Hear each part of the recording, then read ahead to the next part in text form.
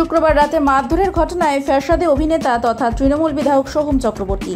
সেদিন রাত্রের ঘটনা এবার বিধাননগর পুলিশ কমিশনারেটের টেকনোসিটি থানায় চণ্ডীপুরের তারকা বিধায়ক ও অন্যান্যদের বিরুদ্ধে মামলা দায়ের করেছে পুলিশ।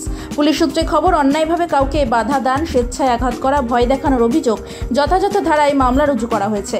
এরপরে রাতেই টেকনোসিটি থানায় পৌঁছায় সোহম চক্রবর্তী। পুলিশের কাছে পাল্টা অভিযোগ জানায় তৃণমূল তারকা বিধায়ক। থানা থেকে বেরিয়ে সোহম জানান, হোটেল মালিক, ম্যানেজার সহ বাকি যারা গোলমাল পাকিয়েছিল তাদের বিরুদ্ধে তিনি অভিযোগ জানিয়েছেন পুলিশের কাছে।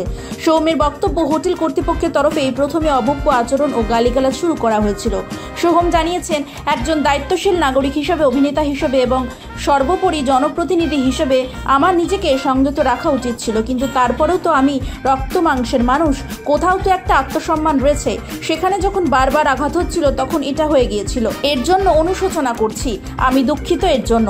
এর সাথে সোহমের প্রশ্ন, কেন শুধু ধাক্কা দেওয়ার অংশটিই দেখানো হচ্ছে? তৃণমূলের তারকা বিধায়কের বক্তব্য, আমি তো পাগল নই যে দুম করে গিয়ে ধাক্কা মেরে দেব।